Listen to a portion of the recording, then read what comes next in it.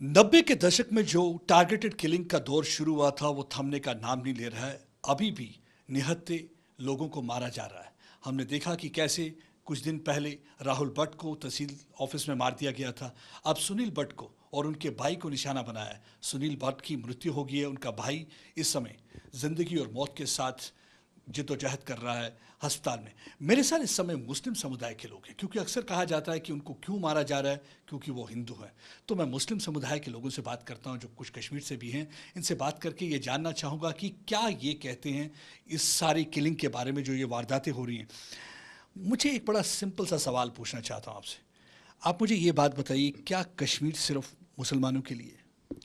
जी, कश्मीर की जहाँ अगर बात की जाए तो कश्मीर तो सदियों से हिंदू मुस्लिम सिख इकट्ठे रहते आए हैं।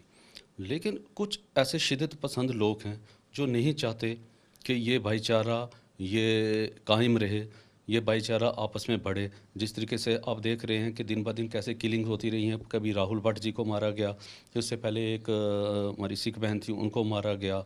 तो ये जो टेररिस्ट हैं इनका कोई मज़हब नहीं होता, कोई दीन नहीं होता। तो ये खाली हिंदुओं को नहीं मार रहे हैं। आपके सामने एक जीती जागती मिसाल मैं हूँ। मैं मुसलमान हूँ। खुद मेरे फादर को स्कूल के अंदर पढ़ाते पढ़ाते मिलिटेंट्स ने 11 गोलियां मारी स्कूल को, और वो भी रमज़ान के महीने में, पवित्र महीने में मुंह में रोज़ा रखा हुआ था। तो कश्मीर जो है वो सबका है, उसमें सबका हक है, सबके लिए है। हिंदुस्तान का एक अटूट अंग है कश्मीर, वो सबके लिए है। और ये जो टेररिज्म है, जिसको दहशतगर्दी भी हम कहते हैं, आतंकवाद, इसका कोई रिलीजन, कोई मज़हब, कोई कुछ नहीं है। हिंदू तो दूर की बात है, मैं मुसलमान हूँ। जिस इलाके में मैं रहता था वहाँ 2 या 3 टोटल हिंदू घर थे। वहाँ मुझे एक बात बताइए, जैसे आपके वालिद साहब पढ़ा रहे थे, बच्चों का मुस्तकबिल बना रहे थे, तो क्या प्रॉब्लम थी कि उनको क्यों मार दिया गया? मारने की यही क्योंकि बात है। अक्सर ये कहते हैं कि अपने आप को ये कौम के ठेकेदार बताते हैं, कहते हैं कि हम मज़हब के नाम पे कर रहे हैं, दीन के लिए कर रहे हैं, जिहाद कर रहे हैं। तो क्या आपको लगता है ये सही में जिहाद है? जी देखिए, जहाद का इसका दूर दूर तक कोई लेना देना ही नहीं है, क्योंकि जहाद के मायने इन लोगों को पता ही नहीं है। एजुकेशन के लिए तो हमारे मोहम्मद साहब ने बार बार जोर दिया है एजुकेशन के लिए। और एजुकेशन इवन उन्होंने अपने दौर में कहा था कि अगर औरतों को तालीम हासिल करने के लिए चीन जाना पड़े, आज से 1450 साल पहले, तो वो वहाँ भी जा सकती हैं। और इसकी गहराई में जाएं, वो इसलिए कह रहे थे कि उस वक्त चीन में ना इस्लाम था, ना दीन था, ना पर्दा, ना कुछ था। लेकिन तालीम के लिए आपको वहाँ भी जा सकते हैं जहाँ पर्दा नाम की चीज़ नहीं है। तो इसलिए मेरे फादर साहब जो थे एक एजुकेशनिस्ट थे, और वो चाहते थे कि ये कौम पढ़े, ये गांव के लोग पढ़े। और 14 साल से एक स्कूल में उनकी ड्यूटी थी। शाह साहब से भी बात करते हैं। शाह साहब, जैसे कि इन्होंने भी कहा कि ये जो कश्मीर है खाली मुसलमानों के लिए नहीं है। अगर ऐसा है तो फिर सिविल सोसाइटी खामोश क्यों रह जाती है जब भी कोई ऐसी किलिंग होती है? हमने देखा कि कभी कोई छोटे मोटे वाक़ात होते हैं, आर्मी के खिलाफ प्रदर्शन करना हो तो सिविल सोसाइटी सड़कों पर उतर आती है। भारत के खिलाफ इंटरनेशनल लेवल पर मुहिम चलानी हो तो ऑनलाइन बड़ी कैंपेन चल जाती है। लेकिन सिविल सोसाइटी इन आतंकवादियों के खिलाफ क्यों नहीं बोलती, पाकिस्तान के खिलाफ क्यों नहीं बोलती, खामोश क्यों रहती है? मैं आपके चैनल से ये पैगाम देना चाहता हूँ कि कश्मीर जो है ये किसी एक ख़ास फ़िरके का नहीं है। ये हिंदू, मुस्लिम, सिख, ईसाई, बुद्ध सबों का है।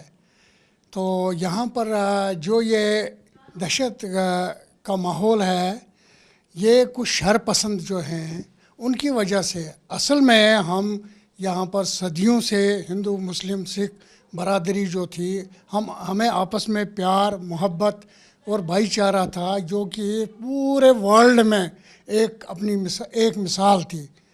तो इसमें सिविल सोसाइटी का जब तक जो आपने कहा कि खामोश क्यों है, गन के सामने कोई बोल नहीं सकता है, बंदूक के सामने कोई बोल नहीं सकता है।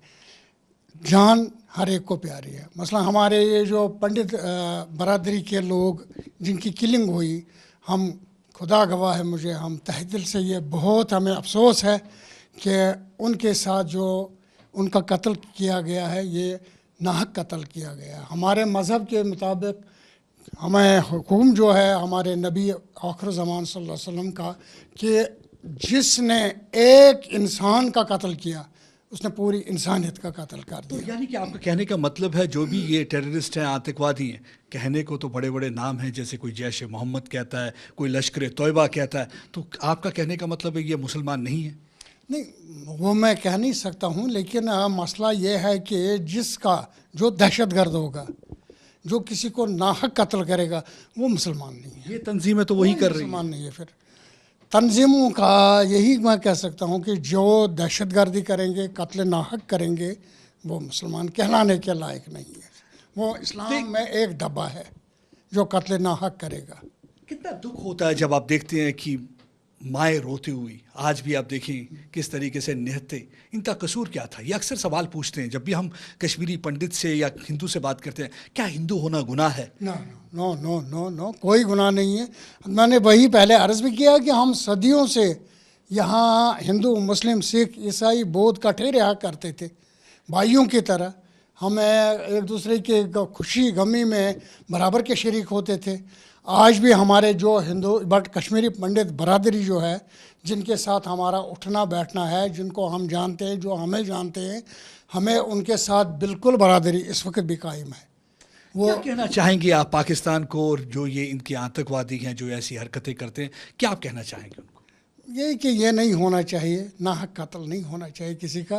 प्यार मोहब्बत से रहो, ताकि दुनिया इस वक्त कहाँ चांद पर पहुंच गई है, मरीख पर पहुंचने वाले हैं। तो हम आपस में अगर लड़ते रहेंगे तो हम 1000 साल पीछे हो जाएंगे।